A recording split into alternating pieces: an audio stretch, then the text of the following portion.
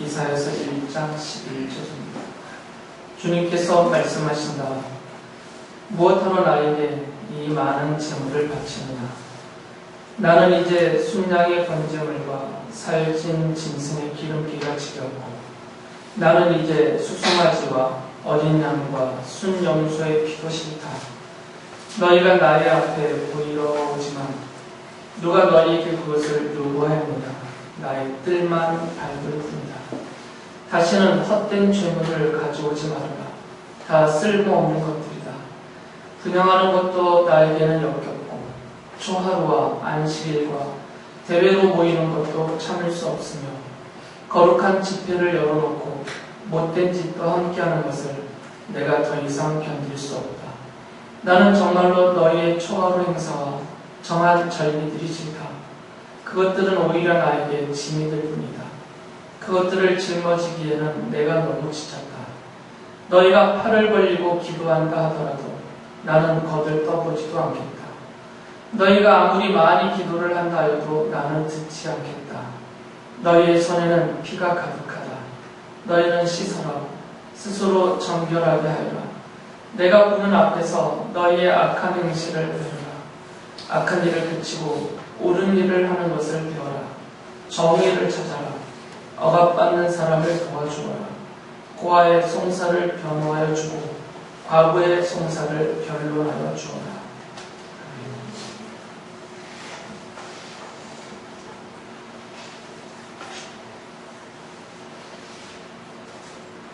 이 읽어드린 이사야서의 말씀을 보면서 하나님의 백성들에게 진정으로 원하시는 것이 무엇인가를 좀 생각 같이 해보려고 합니다.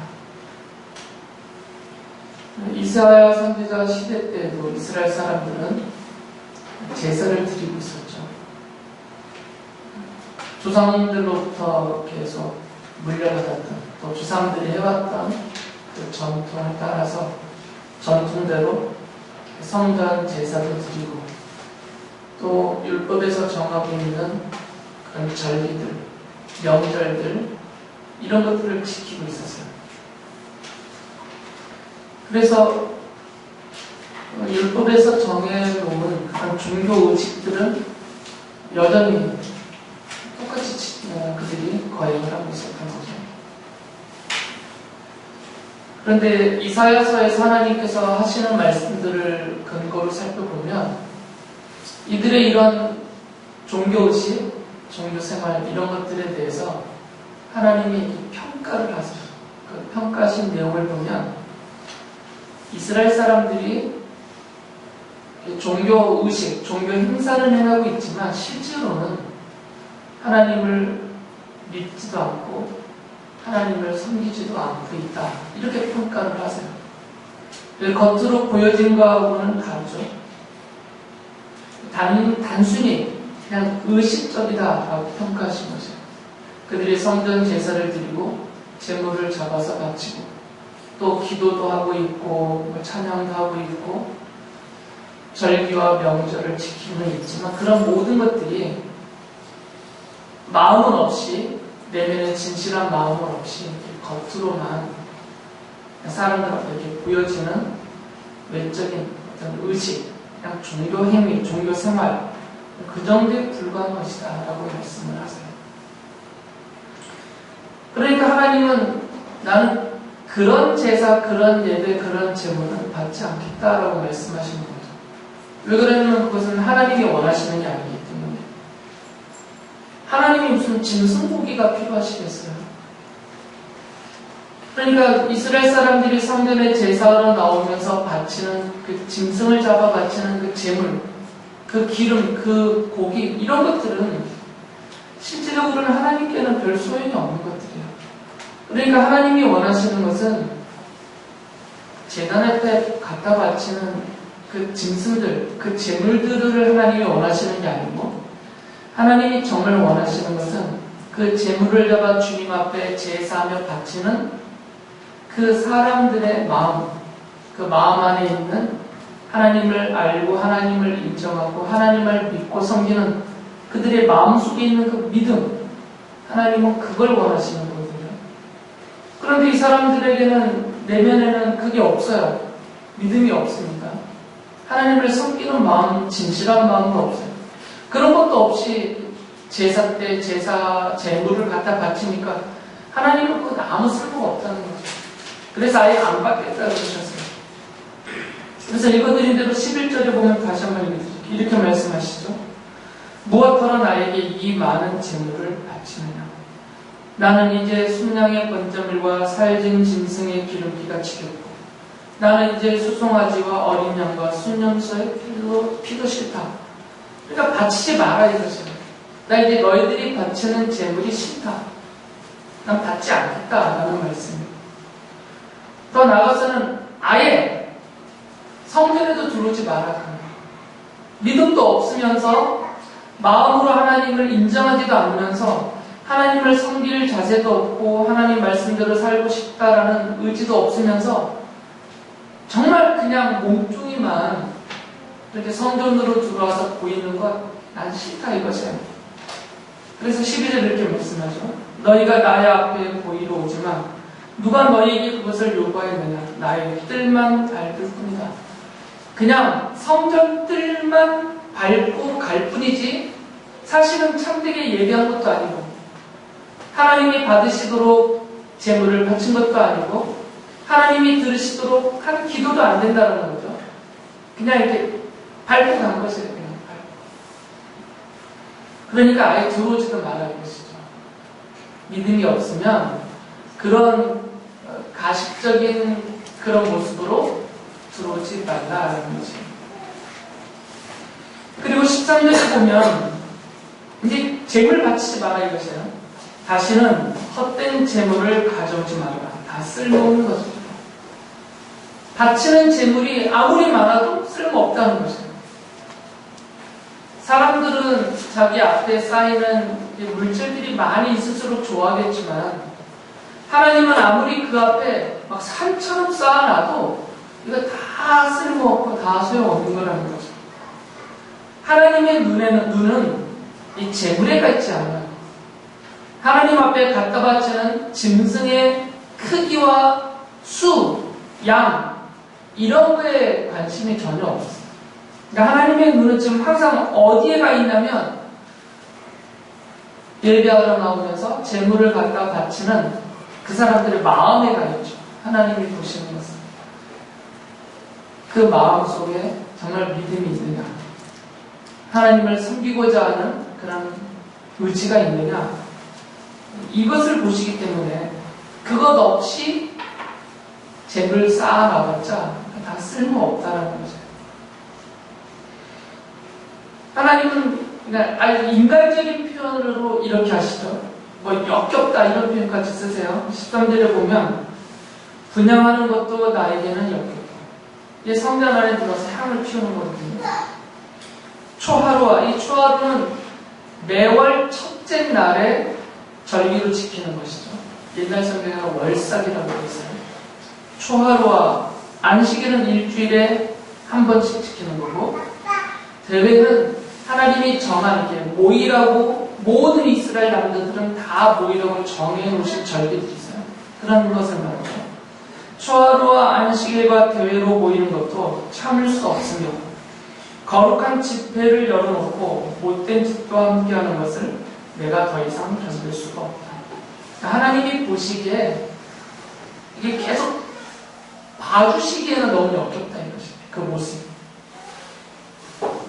그러니까 믿음 없이 행하는 모든 것들이 이제는 하나님이 견디실 수 없을 정도로 역겨워지실 정도로 싫다라는 거죠. 지금 이스라엘 사람들의 실상을 말하고 있는 거예요.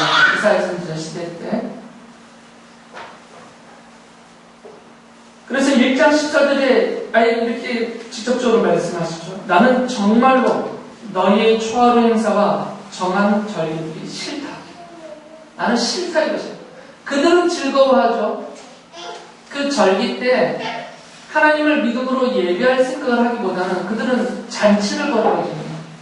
함께 모여서 절기를 지킨다고 하면서 자기네끼리 즐기고 자기네끼리 잔치를 벌여요. 그러니까 자기들은 좋아하지만 하나님이 보실 때는 다 쓸모없는 짓이기 때문에 나는 다 싫다라는 거죠.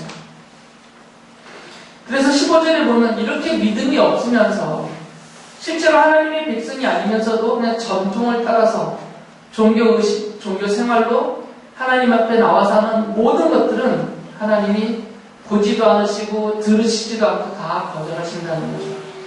그래서 15절을 보면 기도에 대해서도 이렇게 말해요. 너희가 팔을 벌리고 기도한다 하더라도 나는 거들떠 보지도 않겠다. 너희가 아무리 많이 기도를 한다 해도 나는 듣지 않겠다. 당연히 듣지도 않으시고 응답하시지도 않겠죠. 기도라는 것은 하나님과 하나님 백성이라는 이 관계가 세워진 이 관계 안에서 오고 가는 기도예요.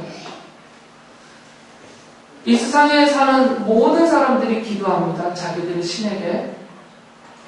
불신자들도 기도를 해요. 그냥 막연하게 하늘을 향하여서.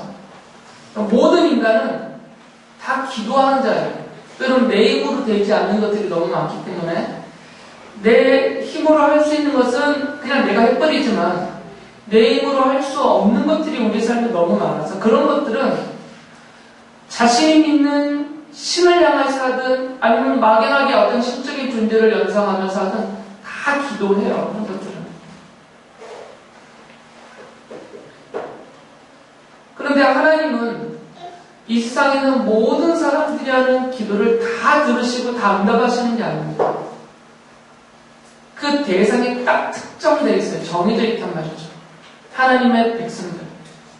하나님의 백성들이 하는 기도만 들으시고 하나님의 백성들, 그 자녀들이 하는 기도에만 응답을 하세요.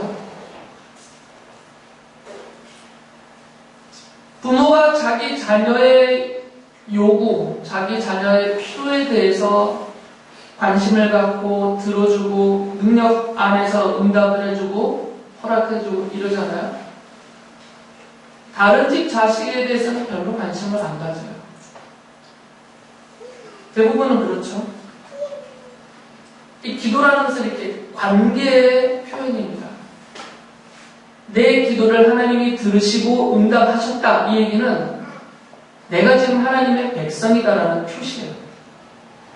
하나님의 백성이기 때문에 하나님이 그 기도를, 그 사람이 하는 기도를 들어주시고 그 사람이 하는 기도에 응답을 해주세요. 물론 그 기도를 들으시고 응답하시는 것이 백발백중 이건 아니죠. 내가 100번을 기도하면 100번 다, 1000번을 기도하면 1000번 다 내가 원하는 대로, 기도한 대로 응답이 된다. 이것은 아니에요. 그런 부모가 어디 있어요? 자기 자녀가 원하는 대로 다 해주는 부모가 어디 있어요? 그건 부모가 아닙니다. 왜 그러냐면 자녀들이 자기가 좋아하는 것만 원하거든요. 그런데 그 판단 기준은 자기 자신에게 있기 때문에 정말 유익하지 않은 것까지도 좋은 것으로 생각하면서 요구를 해요, 부모에게. 밤새 게임을 하고 싶어서 만약에 나에게 자유를 달라 하고 요구를 한다고 그걸 들어줄 부모가 누가 있을까? 그건 유익하지 않으니까 조절을 하겠죠. 뭐 하루에 2시간만 한다든지. 그러니까 자녀가 원하는 모든 것에 대해서 원하는 그대로 다 응답하지 않습니다. 인간의 부모들도. 하나님께서도 하나님의 자녀와 백성인 성도들의 기도에 대해서 들으시는 것은 100번을 기도도 해도 1000번을 기도도 다 들으시죠. 다 아세요. 무엇을 기도하시는지. 그러나 그 기도에 응답하시는 것은 내가 원하는 그것 그대로만 다 응답하시진 않아요.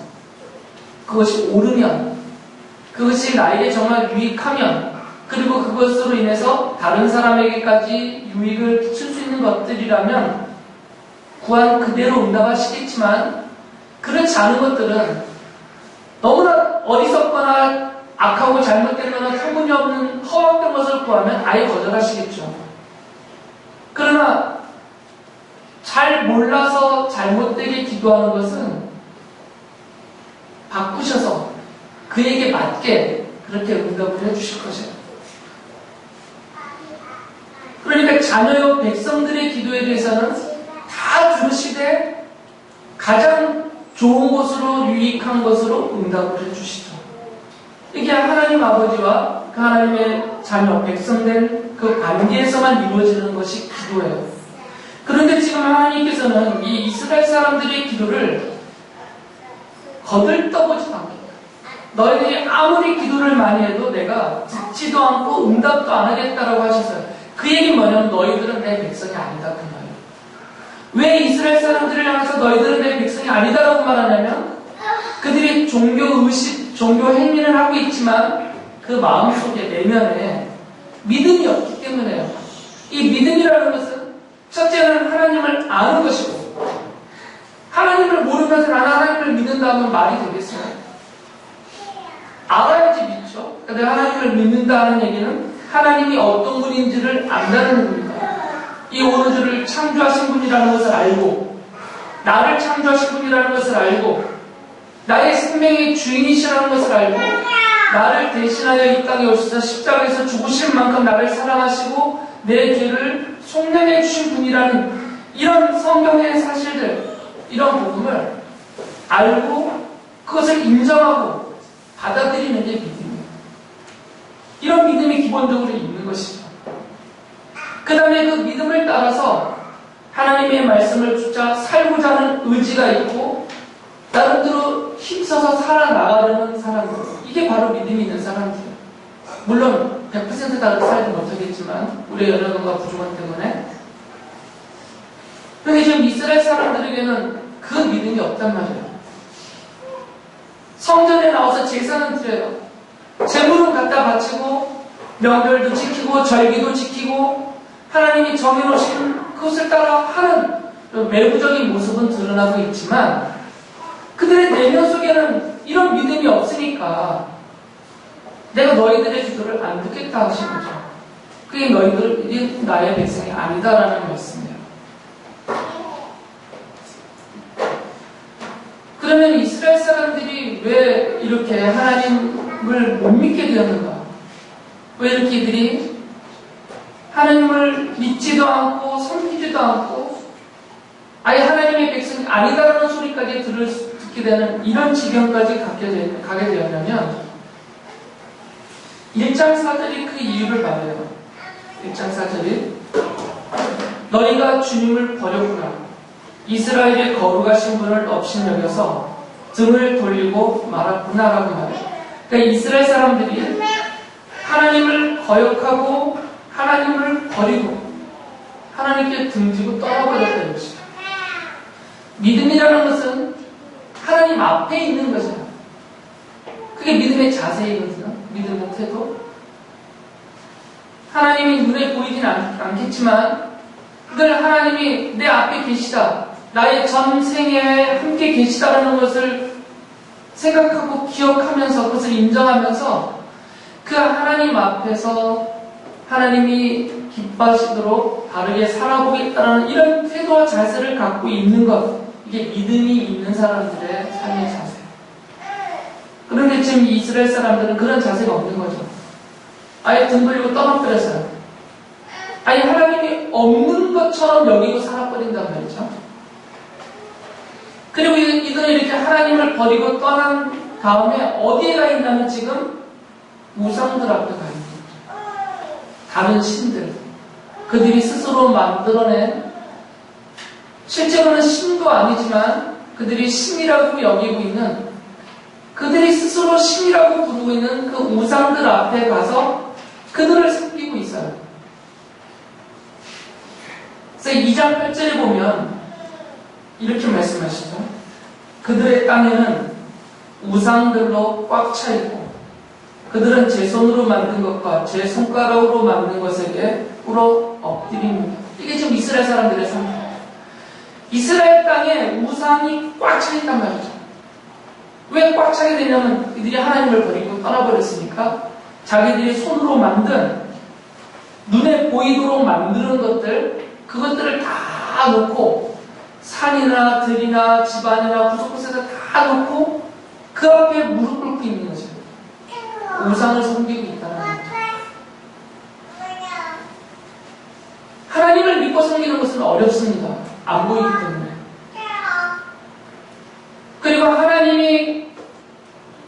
제시해 주신 하나님의 백성의 기준이 상당히 높아요. 그러니까 그런 하나님을 제대로 믿고 따르는 것은 쉽지가 않습니다. 그런데 우상들은 쉬워요. 자기가 원하는 신을 자기가 만드는 거죠. 이 중국의 그 가게들에 가면 관우상이 있어요. 관우상. 저는 처음에 왔을 때 왜 이 사람들이 관우를 섬기나 했었어요. 근데 재물신이라고 그러더라고요.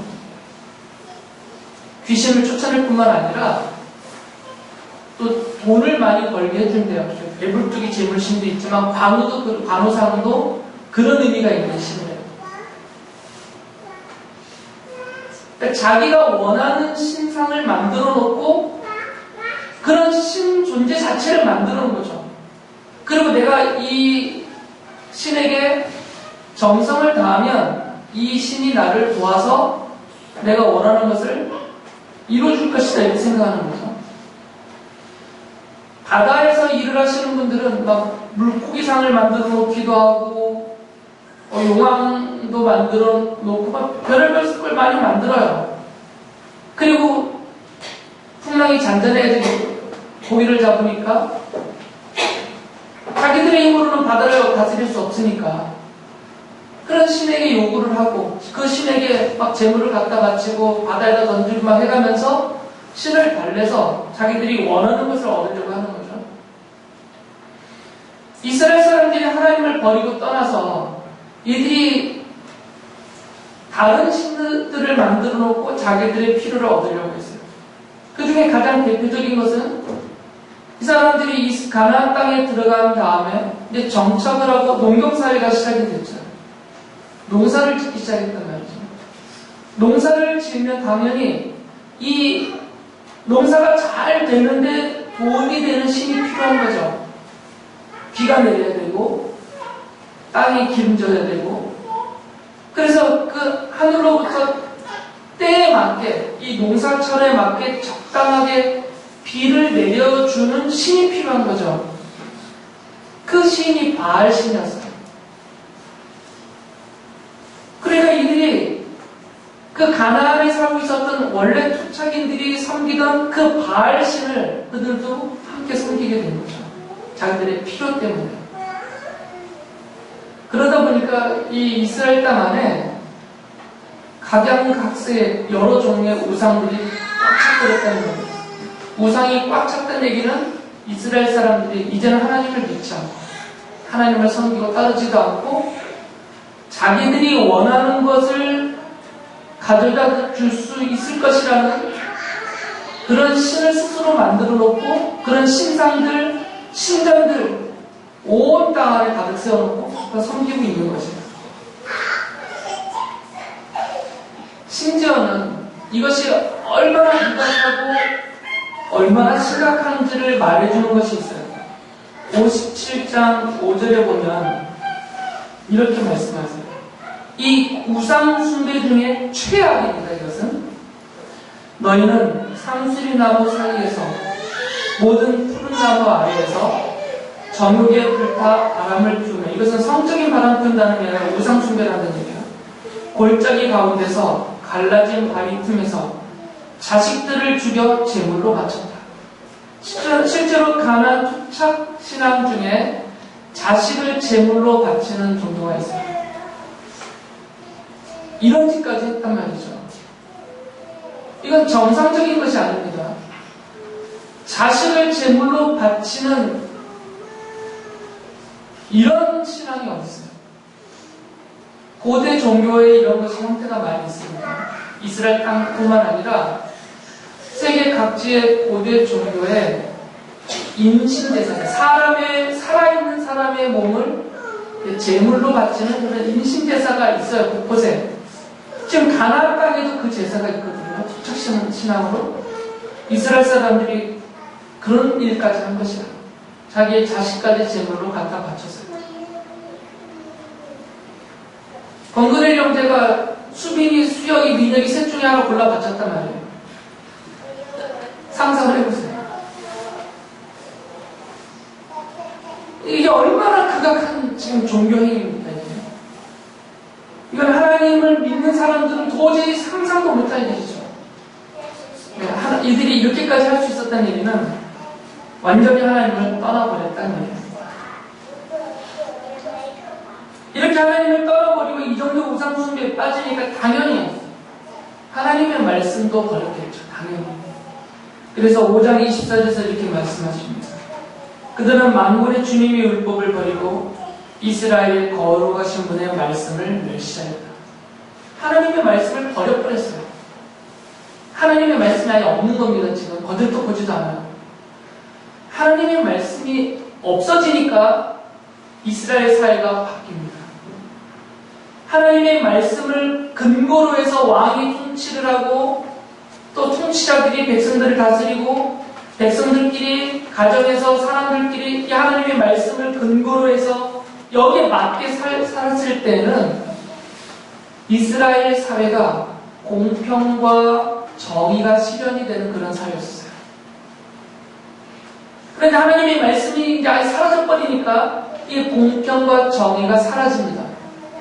그래서 1장 21절에 그 실상을 이렇게 말하죠. 그 신실하던 성읍이 어찌하여 창녀가 되었습니까? 그 안에 정의가 충만하고 공의가 가득하더니 이제는 살인자들이 판을 칩니다. 지금 종교적으로 뿐만 아니라 사회적으로도 이제 더 이상 하나님의 백성이다라는 소리를 들을 수 없는 그런 상태가 되어버렸다는 거죠. 하나님은 이들이 이렇게 된 근본적인 원인을 말씀해 줍니다. 왜 하나님을 떠났나 이스라엘 사람들이? 왜 이스라엘 사람들이 하나님의 말씀을 집어 던져버리고 이렇게 우상 숭배에 빠져있고 정의와 공평을 실현하지 않고 이렇게 악한 사람들로 살고 있는가? 그 근본적인 원인을 5장 8절에서 이렇게 말해요. 너희가 더 차지할 곳이 없을 때까지 집에 집을 더하고 밭에 밭을 늘려나가 땅 한가운데서 홀로 살려고 하였으니 너희에게 재앙이 닥친다. 이게 무슨 말이겠어요? 탐욕을 말하는 거죠. 더 차지할 수 없을 때까지 집을 늘리고 밭을 늘리고 그 넓은 집과 넓은 땅에서 자기 혼자 살아남겠다라는 것이에요. 다른 사람들은 다 죽든지 말든지 차지할 곳이 없을 때까지는 그치지 않는다는 거죠. 이게 탐욕입니다. 그래서 57장 10절에 이렇게 말씀하셨어요. 사람의 탐욕스러운 죄 때문에 내가 노하여 그들을 쳤고 내가 노하여 나의 얼굴을 가렸다. 그래도 그들은 끝내 나를 거역하고 제 마음에 내키는 길로 가버렸다라고 말씀하세요. 그러니까 지금 이스라엘 사람들의 이 실상은 결국 그 탐욕이 멈추지 않았기 때문이에요. 가나안을 차지하고 살면서 점점점 그들이 부유해지는 것을 하나님이 주신 선물이요 은혜다라고 감사하고 겸손하게 말씀 안에 머물지 않고 소유가 늘면서 점점점 탐심이 늘어나서 더 많은 것을 소유하려고 했던 거죠. 그러니까 하나님의 말씀은 그것을 금지하고 있는 거거든요. 이기적인 삶을 살지 못하게 하세요. 하나님의 말씀.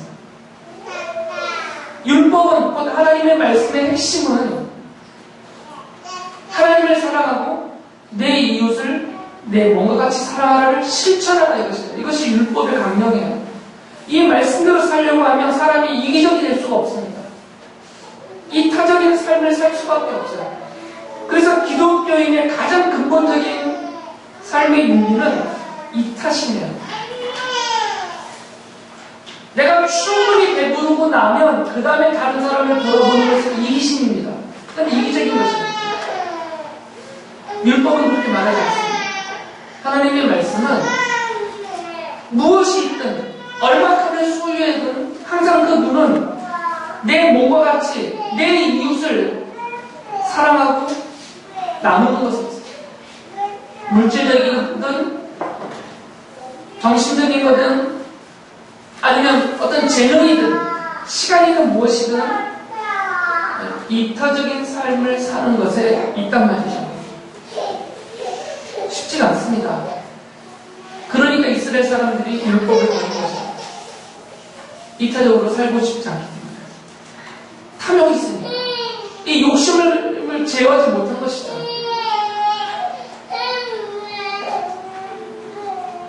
그래서 결국 땅과 재물과 권력과 이런 소유에 대한 탐욕이 점점점 커져가면서 그들의 눈을 어둡게 한 것이죠.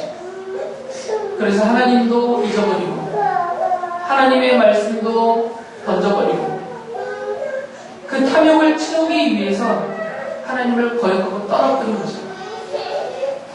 그러면서도 이것이 전통이니까 종교의식은 행하고 있다는 말이죠. 아직 성전이 무너지지 않았어요.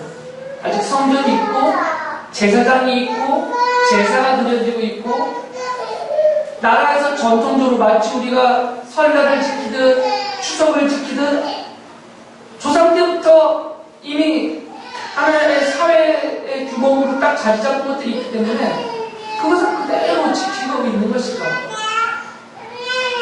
하나님은 지금 그것을 침묵하시는 겁니다.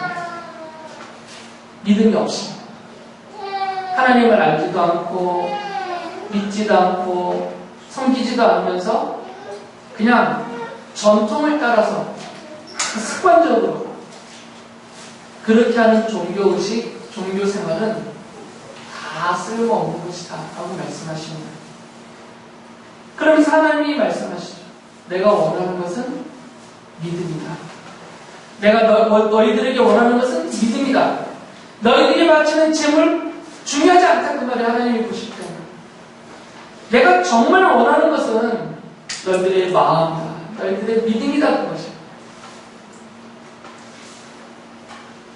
그래서 하나님이 이사야 선지자를 이스라엘 백성들에게 보내주셨어요. 그리고 하나님의 말씀을 전하게 하셨죠.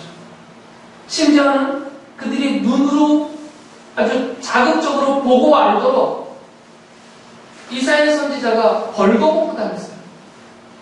벌거벗고 거리를 통행하면서 하나님의 말씀을 선포했습니다. 보라 이거죠, 보라. 안 들으니까 이 선지자가 벌거벗고 다니는 쳐다볼 것 아니에요? 쳐다볼 때 이사야 선지자가 말씀을 선포한 거죠. 이 벌거벗은 것도 하나님 계시였죠. 장차 이루어질 일들에 대해서 하나님이 알려주시는 행위였겠지만 그런 몸으로 또 말씀으로 하나님의 뜻을 전했지만 백성들이 듣지 않았어요. 그래서 30장 9절에 이렇게 말씀합니다. 이 백성은 반역하는 백성이요 거짓말을 하는 자손으로서 주님의 율법은 전혀 들으려 하지 않는 자손이다 라고 말씀하세요. 그래서 아예 하나님은 그들을 가리켜서 귀가 먹고 눈이 먼 자들이다 라고 하시죠. 43장 8절에서 이렇게 말씀하셨어요. 백성을 법정으로 데리고 나오느라 눈이 있어도 눈이 먼 자요 귀가 있어도 귀가 먹은 자다라는 거죠. 그래서 이 세상에는 눈은 있어도 눈이 멀고 귀가 있어도 귀가 먹은 사람들이 많습니다. 왜 그러냐면 하나님의 말씀을 듣지 못했기 때문이에요. 하나님이 하시는 일들을 보고도 깨닫지 못하기 때문이에요.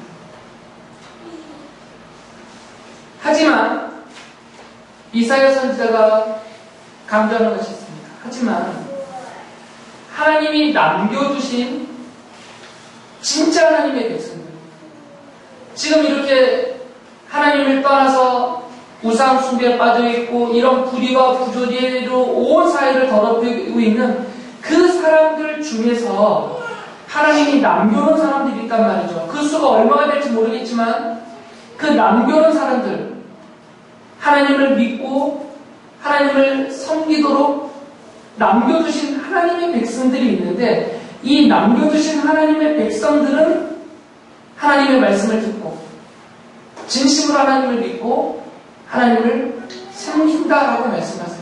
하나님이 그런 백성들을 남겨두셨고 또 남기실 것이다라고 하시는 말씀이죠.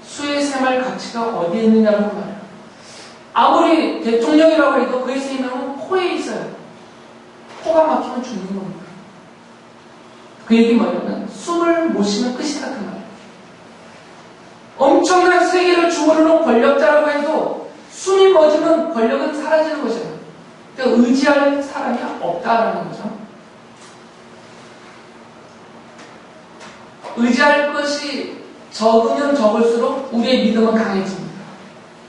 내가 의지하는 것이 사라질수록 나의 믿음은 더욱더 세게 되어지고요. 더 하나님을 의지하게 되기 때문이에요. 그래서 제가 제 아내에게 늘 나를 의지하지 말라고 강조를 하고 있어요. 의지할 것도 별로 없겠지만 저는. 그리고 1장 25절에서는 첫째로는 이제 의지할 것을 없애버리고 하나님만 의지하게 만들겠다는 것이고요. 두 번째는 징계하신다는 거죠. 징계. 전에도 계속 말씀드렸듯이 이 징계라는 것은 목적이 있어요. 깨닫게 하는 목적이 있습니다. 깨닫게 하기 위해서 징계를 하는 것이죠.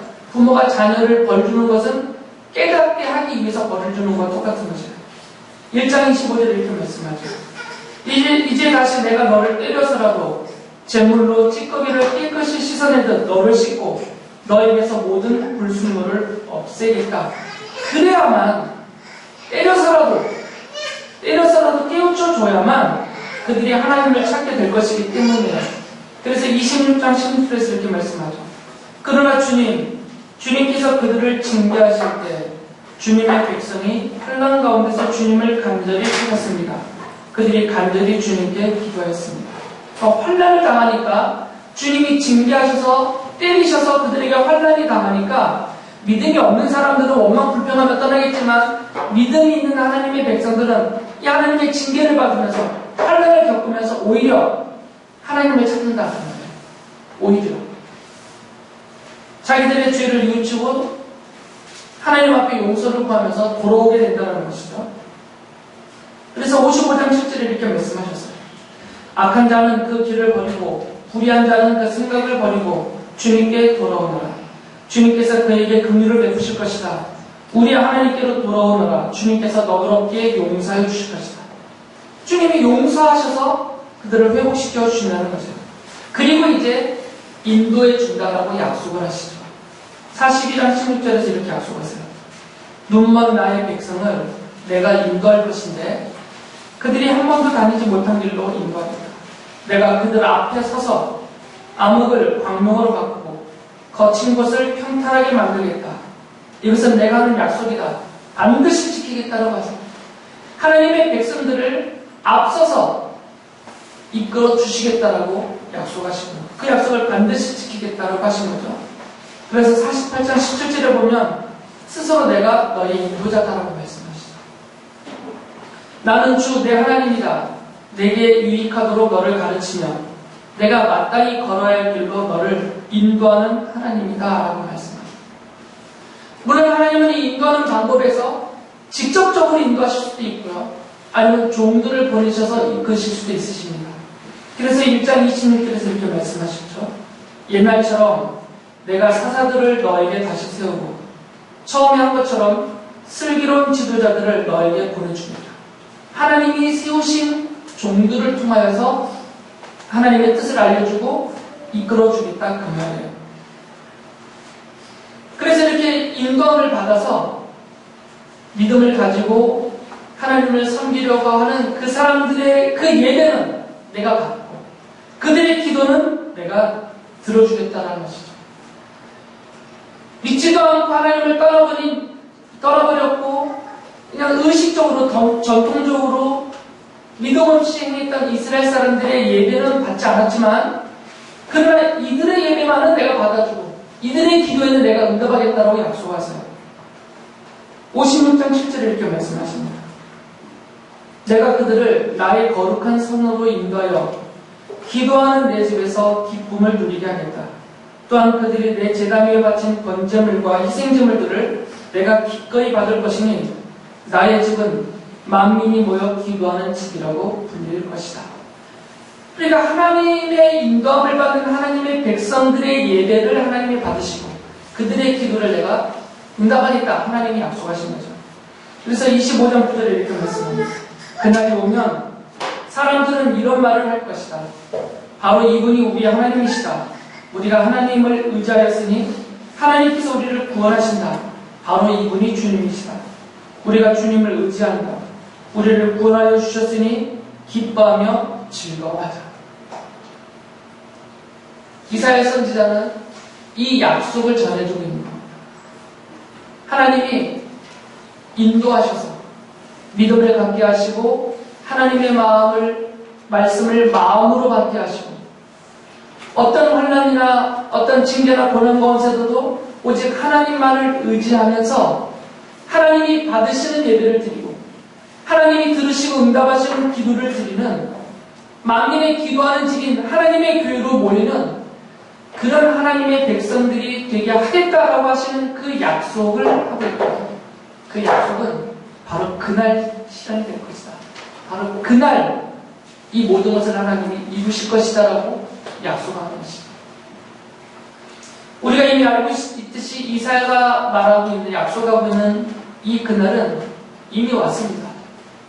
왜 그러냐면 이사야 9장 6절에서 말하고 있는 바로 이 그날이 시작될 때 오시는 그분은 영존하시는 하나님이시고 아버지이시고 평화의 왕이 이 땅에 오셔서 속량자로서 모든 백성들의 죄를 용서받게 주실 바로 그 메시아가 올 것인데 그날 그 메시아가 오는 그날 이 약속이 이루어진다라고 하셨기 때문에 그래서 우리가 알고 있듯이 바로 예수 그리스도가 전능하신 하나님이시면서 영존하신 아버지시면서 평화의 왕으로서 오신 예수 그리스도가 십자가에서 우리를 대신하여 죽으시면서 우리를 속량하셨죠.